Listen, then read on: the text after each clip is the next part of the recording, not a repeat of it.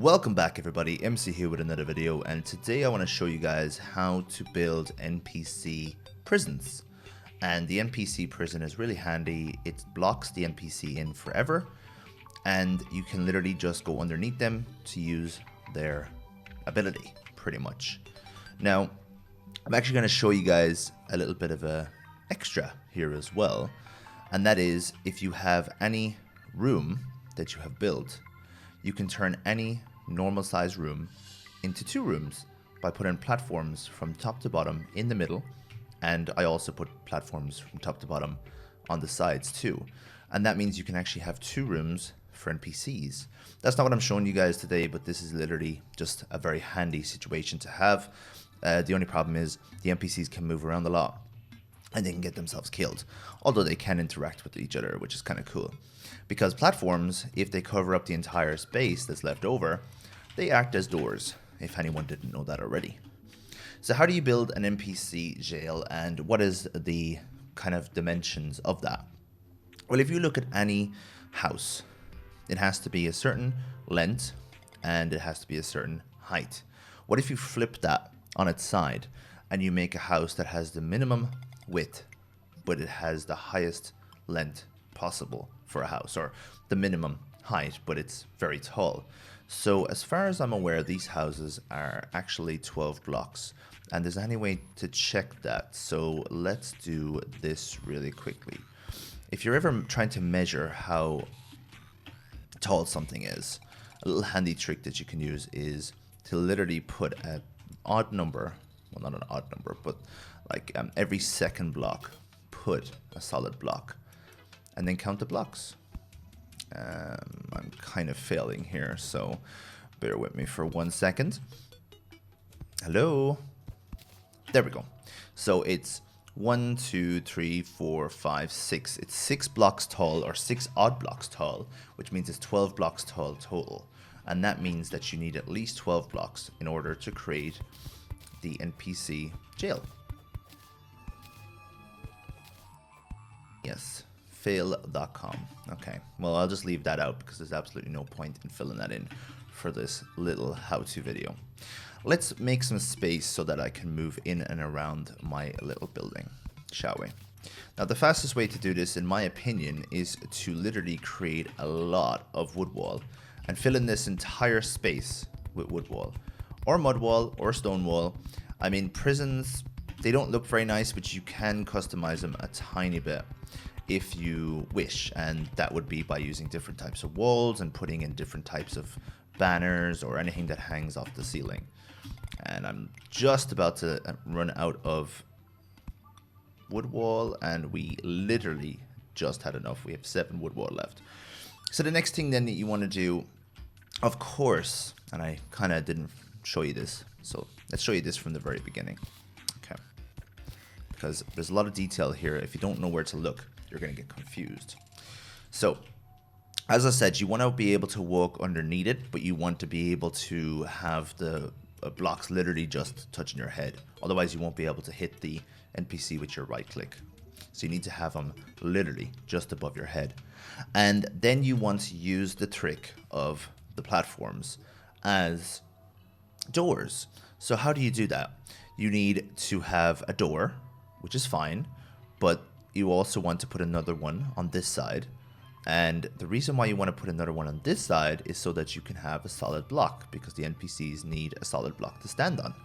What else do you need? You need a chair and a table. So I literally just put in a workbench for every one of them, and I put in the chair as well. And the chair and the table will sit exactly in that space. That's actually how you can judge the width of the blocks, and that is if they both can fit in. After this, you just need to fill in all of the beams. So you need to have beams running all the way up to the top. And as I said, 12 blocks high, 3 blocks wide. And you are literally 1 step away from having NPC prisons. So the last thing you need to do, and this is the fastest way to do it, I always recommend doing this after you get yourself some sort of hook, so that you can hook around and get up here easier, or rocket boots, of course. Now, before I made this tutorial, I was trying to determine how tall the blocks would be, and I put them there. So I'm either going to have to move these ones down, or because I don't want them looking like that, so maybe I'll actually just do that really quickly. A little bit of housekeeping. Otherwise, you're all going to be like, oh my god, you didn't have it straight, what the fuck? So we're looking at just here. There we go. And I'm going to do that to the other 3 as well. I don't really need to show you guys how to do that. So what will happen then at nighttime, any of the NPCs that you decide to move into these little prisons, they will stay in there and they'll be stuck there forever. When they die, they'll despawn, of course, but when they revive, if you have them put into their little houses again, or prisons, they will respawn in the prisons. And I put all my crafting areas here. Usually I make these wider. This file, I had these houses built already before I decided to go for NPC prisons, so I actually have to start putting some of my materials up here. Try and make these at least 6 on each side, so you want 12 NPC prisons. I find 12 NPC prisons is perfect for all the NPCs, because you're going to have the other NPCs in different places. For example, the nurse, you're going to be bringing the nurse with you depending on what boss you're fighting. You're going to be putting the witch doctor in the jungle for the wings, and he's probably going to be staying there. There's a couple of useless NPCs that you're just going to have anywhere really. So for example, I know the dryad isn't useless, but the dryad's going to be in the like Skeletron arena where you can use her ability, or you can literally just stick her anywhere. So she could be up in the sky for all I care. So when it comes to the amount of houses I have now, I have 1, 2, 3, 4, 5, 6, 7, 8. So I have 8 houses, which is 8 NPCs in a very small area. And technically, I have the same amount of NPCs down here, but they took up 2 floors of space. So this is definitely the most efficient way to create NPC housing and to not have to worry about them getting out or moving or pretty much anything.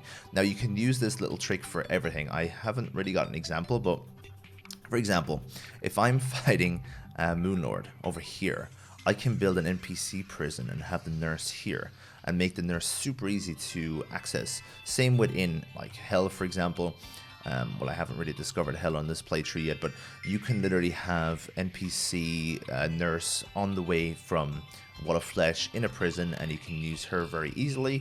And same with the Sky. You can use the Sky Bridge, fight the mechanical bosses, and use the nurse over there too. You can do that for every NPC. You can have the Dryad with you, and you can use any NPCs you want if you feel like they would be useful in any of the boss fights.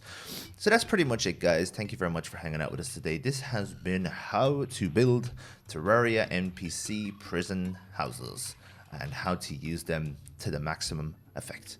Thank you very much for hanging out with us today. Let me know below what you think of this video, and I'll see you guys again soon. Bye-bye.